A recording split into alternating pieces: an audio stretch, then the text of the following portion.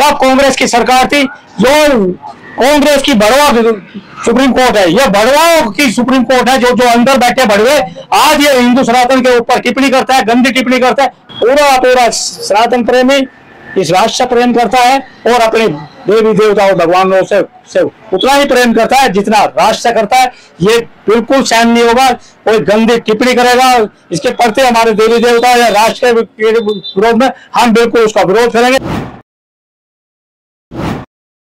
अभी supreme court के जज का बयान वायरल हो रहा है कि अब आपको हिंदुओं को अगर न्याय चाहिए तो भगवान के मंदिर में जाना पड़ेगा, ना कि कानून के दरवाजे पे।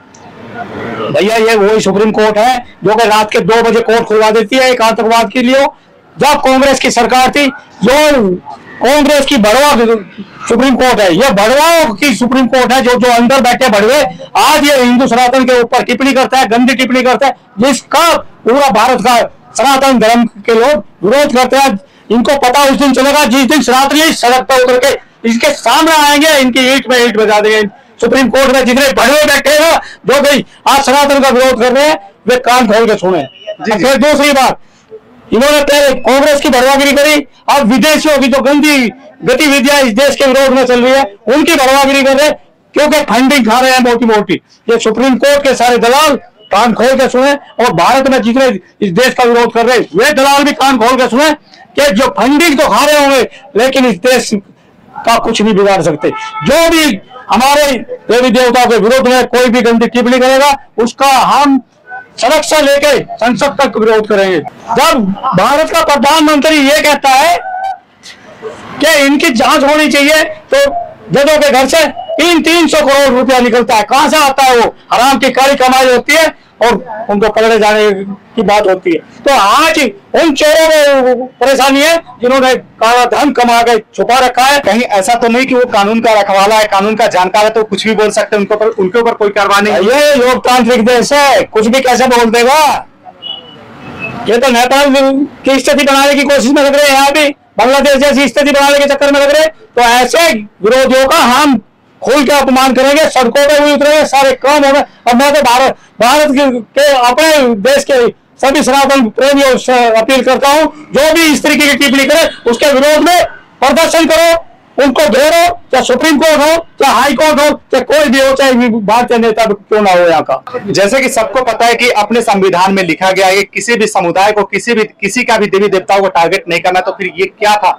एकदम डायरेक्ट जो है ना सेक्युलरिज्म और हिंदुओं को टारगेट किया गया है।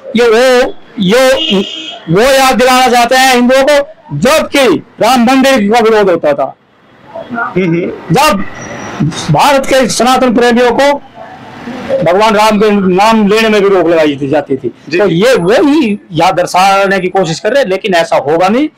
यहाँ सारा हिंदू राष्ट्र पूरा सनातन प्रेमी इस राष्ट्र से प्रेम करता है और अपने देवी देवताओं भगवानों से उतना ही प्रेम करता है जितना राष्ट्र से करता है। ये बिल्कुल सहन नहीं होगा, कोई गंदी टिप्पणी करेगा इसके प्रति हमारे देवी देवता या राष्ट्र के विरोध में हम बिल्कुल उसका विरोध करेंगे। ऐसे भड़वे को हम बिल्कुल एक्सेप्ट नहीं करेंगे देश के अंदर, चाहे वो किसी संस्था से, किसी कोर्ट से या सुप्रीम कोर्ट से या भारत नेताओं में से आता हो या भारत की जनता में जाता हो, उसको बिल्कुल भी स्वीकार नहीं होगा। उसका विरोध होगा, उसको सड़कों पे भी तक भी होगा और कोर्ट तक भी होगा। अब देखो, अगर माफी नहीं मानते हैं तो आने वाले समय में सुप्रीम कोर्ट तक भी घेराव करने की हिम्मत रखते हैं भारत के सनातन प्रेमी। जी, क्या कहना है आपका?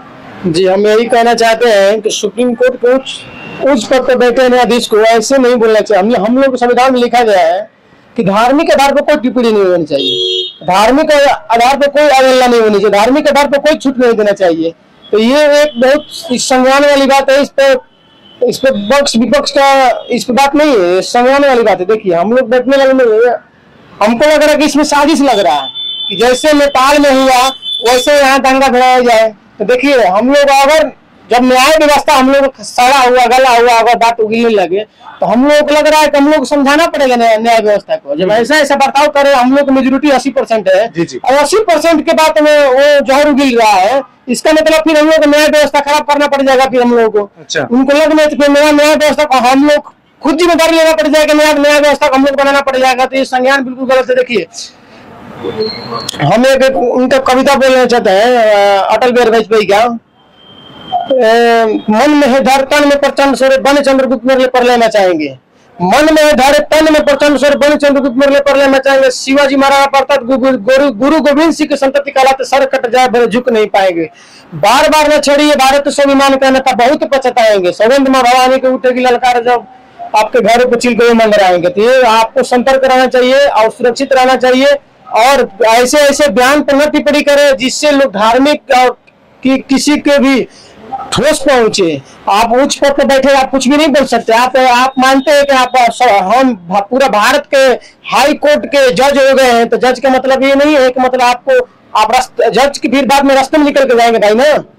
आप जज है सर तो आप रास्ते में निकल के जाएंगे ना। हो सकता है आप पागल मानसिकता वाला कुछ लोग को मिल जाए जो अभी दिल्ली के मुख्यमंत्री के पागल सन का आके मार के चला गया। उसको कोई जानते थे कौन मार के चला गया? दिल्ली के मुख्यमंत्री लोग थे। तो सर वैसे टिप्पणी मत कीजिए जिससे धार्मिक कुछ पड़े।